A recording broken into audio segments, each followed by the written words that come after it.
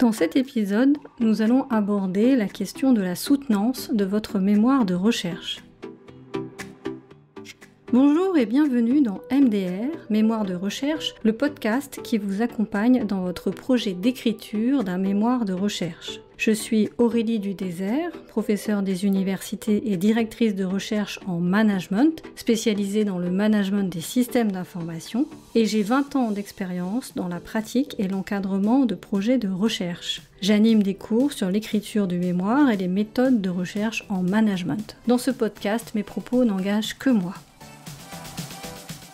Vous avez maintenant franchi l'étape de la remise du manuscrit. Votre mémoire est entre les mains de votre tuteur pour vous évaluer. Il vous a peut-être d'ailleurs déjà donné l'autorisation de soutenir, ou vous êtes encore peut-être dans l'attente de sa note. Dans tous les cas, c'est le moment de vous préparer pour la soutenance. Et pour réaliser cet exercice avec brio, je vous partage ici quelques éléments. Alors tout d'abord, sachez que la soutenance est un moment important. La soutenance va marquer symboliquement la fin de votre parcours de formation dans votre établissement et souvent le début de votre parcours professionnel. C'est généralement le moment où vous prenez conscience que votre vie d'étudiant se termine. À la fin de la soutenance, vous pouvez donc ressentir des émotions contradictoires, du soulagement, de la joie, mais parfois aussi un peu de nostalgie et de tristesse. Ne soyez pas surpris, n'en soyez vraiment pas étonnés, tout le monde passe par là, et quelques jours après, votre équilibre émotionnel, entre guillemets, sera rétabli. Du point de vue pédagogique, la soutenance n'est pas une formalité comme le pensent parfois des étudiants. En tant qu'enseignant, la soutenance, c'est le moment où on évalue vraiment la capacité de l'étudiant à comprendre son travail. Un travail de mémoire écrit peut toujours être fait par quelqu'un d'autre, que ce soit par l'IA ou par d'autres personnes. Donc ça, nous le savons et ça existe depuis très longtemps. Là, au moment de la soutenance, l'étudiant est seul face au jury. Donc, ça va être à ce moment-là que les professeurs vont pouvoir appréhender vraiment le degré de maîtrise qu'a l'étudiant de son travail, mais aussi de la démarche de recherche qu'il a menée pour le réaliser. Si vous suivez un peu les échanges des enseignants-chercheurs sur les réseaux sociaux, vous verrez qu'effectivement cet intérêt s'est encore accru ces dernières années avec l'apparition des IA génératives. L'oralité a pris une place toute particulière dans l'évaluation des compétences de l'étudiant. Donc la soutenance est encore plus un moment important. Enfin, sachez aussi que pédagogiquement, la soutenance est le moment où on établit la maturité de l'étudiant sur l'ensemble de la formation qu'il a suivie. C'est-à-dire que même si ce n'est pas forcément ce qui va être évalué directement, on s'interroge quand même à ce moment-là sur la capacité que va avoir l'étudiant au vu de ses réponses aux questions, au vu de sa posture, au vu du travail qu'il a fait. Eh bien, on s'interroge sur la capacité qu'il va avoir à tenir une fonction de cadre en entreprise. Donc, préparez-vous, vous allez être challengé. Alors, comment préparer cette soutenance ? Tout d'abord sur la structure de la présentation et la présentation elle-même. Donc en général, vous avez une vingtaine de minutes pour présenter votre travail. Pour éviter de vous essouffler, comptez environ 2 minutes par slide, donc 10 à 12 maximum, 10 à 12 slides maximum. Très souvent, les membres du jury, sachez-le, assistent à plusieurs soutenances dans la même journée. Par exemple, cette année, je vais assister à 6 soutenances de 1 heure par jour de jury. Donc l'enjeu va être pour vous de capter et de maintenir l'attention de votre jury. Les premières minutes sont très importantes. Parce que nous sommes des êtres humains, il ne faut pas l'oublier. Donc nous avons beau être des professionnels de l'écoute, vous devez nous entraîner dans votre raisonnement. Parce qu'on peut évidemment lâcher votre raisonnement. Donc si vous n'êtes pas clair dès le début, nous allons vite décrocher. Le démarrage de la présentation est important. Sachez aussi que, même si c'est variable en fonction des établissements, les membres du jury n'ont souvent pas tous eu le mémoire écrit avant votre soutenance. Et dans les jurys, il peut aussi y avoir des chercheurs en management qui ne sont pas des spécialistes de votre sujet. Il faut vraiment que vous ayez en tête ces deux éléments quand vous montez votre présentation. Vous devez capter notre attention et en même temps, vous devez être suffisamment clair pour que un non spécialiste puisse arriver à comprendre votre raisonnement. Dans l'introduction, définissez clairement vos objets de recherche et votre problématique. Pour les membres du jury qui ne sont pas des spécialistes de votre sujet, comprendre précisément de quoi vous traitez est essentiel. Par exemple, si vous travaillez sur l'intelligence artificielle, soyez précis. L'intelligence artificielle en soi, ça ne veut pas dire grand-chose. L'intelligence artificielle, c'est une discipline. Expliquez plutôt sur quel type de technologie vous travaillez. Est-ce que vous travaillez par exemple sur des technologies à base de machine learning, à base de LLM, etc. De la même manière, si vous travaillez sur la cybersécurité, définissez ce que vous entendez par là, parce que l'acception peut être assez large. Donc, si vous ne le faites pas, de toute façon, vous aurez des questions qui pourront vous embarrasser. Donc il vaut mieux les définir en amont. Cette introduction, en général, vous pouvez la faire en 1 à 2 slides. Ça dépend un peu de votre sujet. Ensuite, construisez 1 ou 2 slides sur la revue de littérature pour expliquer dans quel champ de recherche s'inscrit votre travail. Vous pouvez présenter les choses sous la forme d'un schéma si vous en avez envie. Expliquez bien quelles sont les réponses à votre question qui sont apportées par ces travaux que vous avez lus avant finalement de mener votre étude. Alors, il se peut que vous ayez lu ces travaux en parallèle de votre enquête ou de vos entretiens ou que vous les ayez lus même après. Mais ça, ce n'est pas important. Ce qui compte, c'est d'expliquer comment ces travaux qui sont antérieurs finalement à votre travail, à votre étude, comment ces travaux répondent déjà à votre question. Et expliquer aussi pourquoi c'est pertinent que vous meniez votre propre étude, votre propre enquête, pour compléter ces travaux antérieurs. Ensuite, faites 1 à 2 slides pour la méthode. Distinguez bien dans ce slide la méthode de collecte des données et la méthode d'analyse des données. 4 à 5 slides sur les résultats de votre enquête, de votre étude. Puis 1 à 2 slides sur la partie discussion qui va confronter les résultats de votre enquête, de votre étude personnelle aux résultats que vous aurez trouvés dans la revue de littérature. Enfin, 2 à 3 slides avec une synthèse de vos contributions, qu'est-ce qui pour vous est le plus important, les recommandations que vous pouvez en tirer pour la pratique managériale, les limites de votre travail et donc les perspectives de recherche que ça va ouvrir. Alors un conseil aussi, numérotez vos slides, parce que lorsqu'on est dans le jury et qu'ensuite on veut vous interroger sur une partie de votre présentation, s'il n'y a pas de numérotation, on a du mal à dialoguer avec vous. Donc ce sera beaucoup plus facile pour le jury de revenir sur vos questions si vous avez numéroté vos slides. Attention parce que si vous dépassez le temps qui vous est imparti, le jury n'hésitera pas à vous couper. Ça fait partie en fait des prérequis. On essaye de voir si vous êtes capable de tenir une contrainte, un discours dans un temps contraint. Répétez votre présentation de façon à vérifier le timing. Vous pouvez la répéter évidemment seul, souvent c'est ce qu'on fait, on la fait d'abord seul, mais je vous invite aussi, je vous conseille, si vous en avez l'opportunité, à la répéter aussi avec des amis ou avec vos camarades.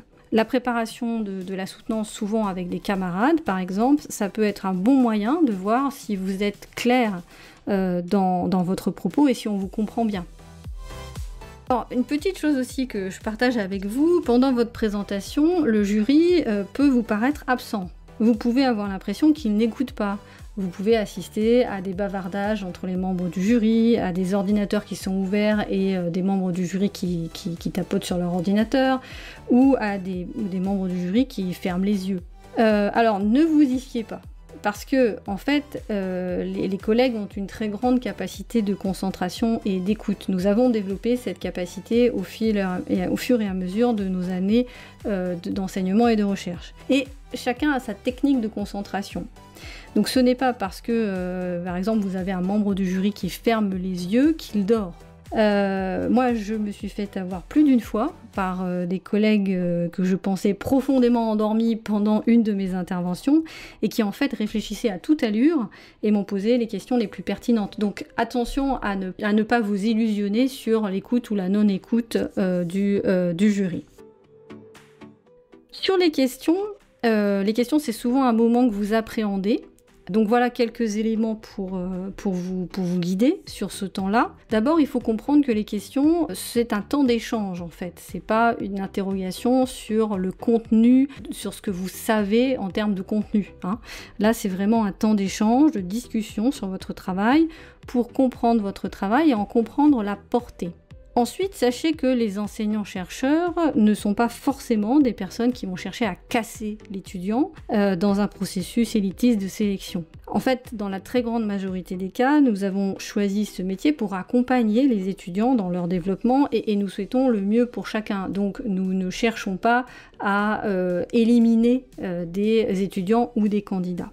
Toutefois, il faut savoir qu'un enseignant-chercheur a besoin de comprendre. Et quand il est face à une présentation de recherche, il a beau être bienveillant, il est souvent très direct dans ses questions et dans la façon dont il formule ses questions. Ne soyez pas surpris par la façon dont ces questions vont être posées. Elles seront précises et elles attendent des réponses précises. Pour préparer ce temps de questions, ce que je vous conseille, c'est d'abord de vous renseigner. Qui est membre de votre jury? Regardez les CV des membres du jury et identifiez leur centre d'intérêt. Il faut savoir que nous posons souvent des questions sur des angles de votre sujet qui sont en rapport avec nos centres d'intérêt. C'est logique. Donc en comprenant à l'avance les centres d'intérêt des membres du jury, vous pourrez réfléchir aux questions qu'ils vous poseront. Les questions de base seront toujours les mêmes, elles vont concerner la problématique, la méthode, la portée de vos résultats. On a besoin de comprendre sur quoi vous avez travaillé, comment vous avez travaillé et quelle est la validité de votre résultat. C'est toujours le même type de questions. Ensuite, vous aurez des questions qui pourront être très différentes en fonction des centres d'intérêt des membres du jury. Par exemple, si dans votre jury, vous avez quelqu'un qui travaille particulièrement sur le développement durable, eh bien, sachez que naturellement, il va chercher à faire un lien entre votre sujet et son centre d'intérêt sur le développement durable. Donc vous aurez peut-être une question en lien avec ce point-là. Dans mon cas, par exemple, comme je suis intéressée par la pratique de la recherche, eh bien forcément, je vais poser des questions qui vont avoir trait à la démarche de recherche de façon plus approfondie que peut-être d'autres membres de jury. Voilà, mais tout ça, ça dépend vraiment des centres d'intérêt des membres du jury. Un autre conseil, dans le cadre des questions, c'est toujours d'écouter les questions jusqu'au bout. Ne vous précipitez pas. Il faut vraiment laisser le temps à votre jury de dérouler sa pensée et son questionnement. Pourquoi? Parce que lorsqu'on est en jury, on a souvent une idée qui vient en tête et un questionnement qui émerge, mais la question, elle n'est pas préparée à l'avance. Donc, il nous faut un certain temps pour la formuler. Donc, si vous coupez le membre du jury pendant qu'il élabore sa question, vous allez un peu le braquer, voire vous allez surtout répondre à côté. Donc, laissez-le terminer sa question. Et sachez que c'est normal que la question prenne parfois un peu de temps à s'élaborer, parce que c'est une forme de discussion sur votre travail. Quand vous répondez aux questions, n'essayez pas de noyer le jury sous des phrases alambiquées, mais réfléchissez à la question et répondez honnêtement. Ne cherchez pas non plus à avoir raison à tout prix, mais expliquez votre travail. C'est-à-dire qu'on ne vous demande pas de minimiser votre travail ou de critiquer votre travail de façon non constructive, en disant que ce que vous avez fait n'est pas adapté quand on pose une question sur tel et tel sujet. C'est pas cela. On cherche à comprendre ce que vous avez fait. Et donc, on vous demande d'expliquer plus précisément ce que vous avez fait. Ne cherchez pas forcément à avoir raison, mais ne vous dévalorisez pas non plus. Et expliquez votre travail. Les gens qui sont en face de vous sont intelligents. Donc s'ils vous posent une question, c'est que vous n'arrivez pas à transmettre votre idée de façon claire et ça veut dire qu'il manque d'informations ou d'explications sur un point. Donc revenez-y calmement et expliquez-le. Et on ne vous en tiendra absolument pas rigueur, c'est toujours comme ça. C'est-à-dire que quand on présente quelque chose, eh bien on est obligé de faire des choix, on le présente avec une certaine logique et parfois il y a des éléments qui manquent. Et donc les questions sont faites pour ça, justement, pour compléter les éléments manquants. Sachez que souvent, c'est pas toujours le cas, mais plus il y a de questions, plus ça veut dire que le travail intéresse. Donc c'est plutôt bon signe. Dernier élément, si sur les questions, après y avoir réfléchi, vous ne savez pas répondre à la question, vous avez le droit de le dire.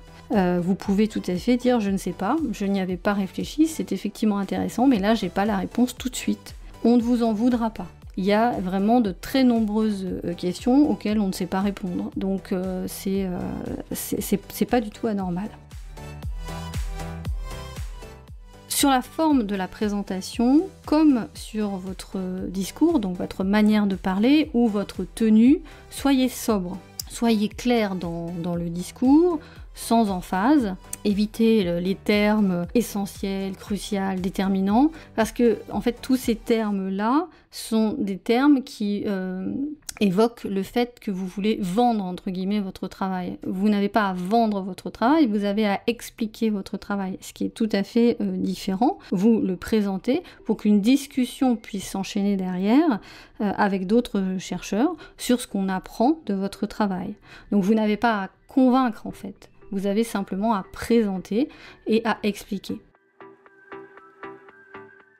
Sur la tenue, venez avec une tenue dans laquelle vous êtes à l'aise, on le répète souvent, donc venez comme si vous veniez dans un cadre professionnel, mais ne venez pas avec des choses dans lesquelles vous vous sentez engoncé ou dans lesquelles vous vous sentez vraiment mal à l'aise. Ne vous forcez pas, voilà.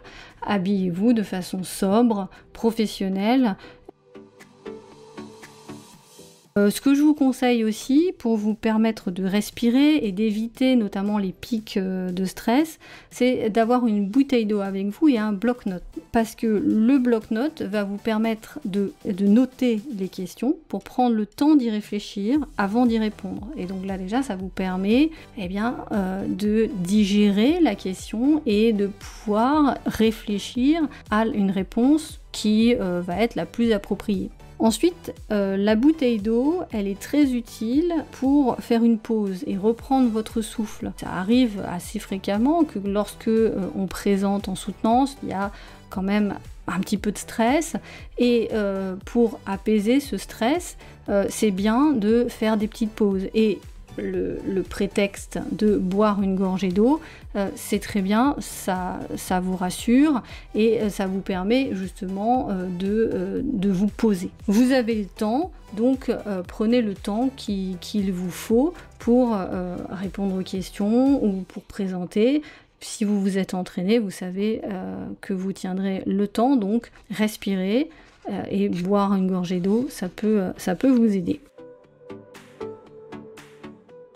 Quelque chose aussi qui peut vous paraître trivial, mais sachez que ça vous permettra aussi de diminuer le stress, c'est de prévoir les connecteurs pour votre ordinateur, parce que si vous n'avez pas les bons connecteurs au moment de passer devant le jury, vous allez vous mettre à stresser, les membres du jury vont être contrariés, ça va vous mettre dans un état qui va pas être très positif. Prévoyez-les, arrangez-vous pour avoir les adaptateurs et les connecteurs nécessaires, et puis vous verrez bien.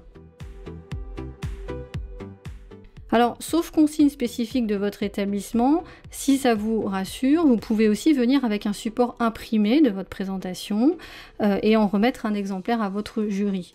Alors, il n'y a pas du tout d'obligation, mais si cela vous rassure et si cela vous aide dans votre présentation, vous avez le droit.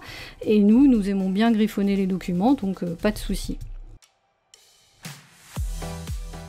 Enfin, dernier élément, ayez en tête que nous aussi nous sommes passés par là et qu'on s'en sort, vous voyez, puisqu'on est là. Blague à part, vous verrez que les jurys sont tous professionnels, mais qu'après la soutenance, ils seront heureux d'échanger avec vous sur vos projets, sur votre futur, voire certains seront très heureux de faire des photos avec vous. Sachez que voilà, on ne choisit pas ce métier par hasard et en fait nous sommes souvent très heureux quand nous vous voyons atteindre cette dernière étape parce que pour nous ça veut dire que on considère que vous êtes prêt pour réussir pleinement dans le monde professionnel et donc voilà, nous sommes contents que vous ayez franchi cette étape. En conclusion, la soutenance, c'est un moment important pour vous comme pour les enseignants-chercheurs qui seront dans votre jury. C'est aussi un moment où l'émotion a sa place et c'est normal. Elle a sa place chez vous, elle a aussi un peu sa place chez les membres du jury. Préparez-y vous pour pouvoir en profiter pleinement. C'est ici que j'arrête cet épisode. Je vous remercie pour votre écoute. Bien sûr, si vous avez des questions ou des thèmes que vous souhaitez que j'aborde, vous pouvez m'écrire à mémoirerecherchepodcast@gmail.com. Et si ce podcast vous intéresse, n'hésitez pas à vous abonner, à le liker et à le partager largement. Vous pouvez aussi retrouver désormais une partie des épisodes ou de nouvelles ressources sur Instagram. Donc n'hésitez pas là aussi à vous abonner et à partager. À très bientôt. Au revoir.